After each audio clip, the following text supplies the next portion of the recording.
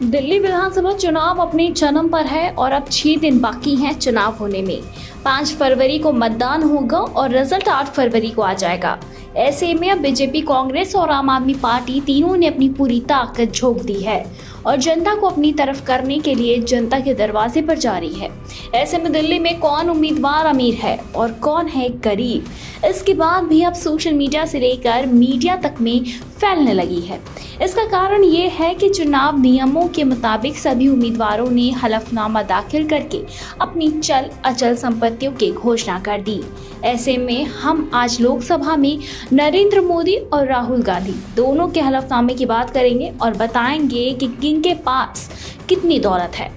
कांग्रेस के रायबरेली से सांसद राहुल गांधी ने अपने चुनावी हलफनामे में अपनी पूरी बात लिखी और बताया है कि उनके पास कितनी दौलत है। कांग्रेस सांसद राहुल गांधी के पास कितनी दौलत रायबरेली में दिए गए अपने हलफनामे में उन्होंने गिनवाई है।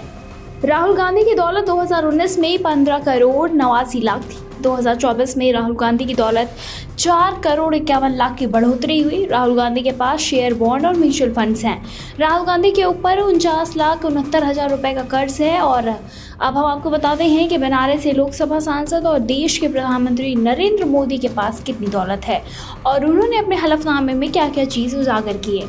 बनारस से लोकसभा सांसद नरेंद्र मोदी के पास कितनी दौलत है और कितनी है संपत्ति, तो बताते चले कि 2019 में 2 करोड़ 51 लाख थी, जो कि 2024 में बढ़कर 3 करोड़ 2 लाख हो गई, जो पूरी तरह से बैंक जमा और राष्ट्रीय बचत प्रमाण पत्र है।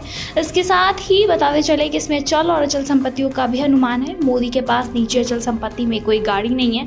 तो आपने देखा है कि नरेंद्र मोदी और राहुल गांधी के पास कितनी दौलत है और कौन है कितना अमीर और कितना गरीब। इसके साथ ही नरेंद्र मोदी और राहुल गांधी में एक उल्लेखनीय समानता है और वो समानता ये है कि इन दोनों ही नेताओं के पास वाहन का मालिकाना हक नहीं है। अपनी अलग अलग वित्तीय स्थितियों और सार्वजनिक व्यक्तित्व के बावजूद दोनों नेताओं ने कार नहीं खरीदने का विकल्प चुना। इस दौलत का आकलन करने के बाद राजनीतिक विश्लेषकों की माने तो ये महज आंकड़ा नहीं है, बल्कि उनकी अब तक की राजनीति पटकथा है। और इसी के साथ ही आपको क्या लगता है कि राहुल गांधी और प्रधानमंत्री नरेंद्र मोदी में कौन है ज़्यादा अमीर? अपनी राय आप हमें कमेंट सेक्शन में कमेंट करके ज़रूर बताएं।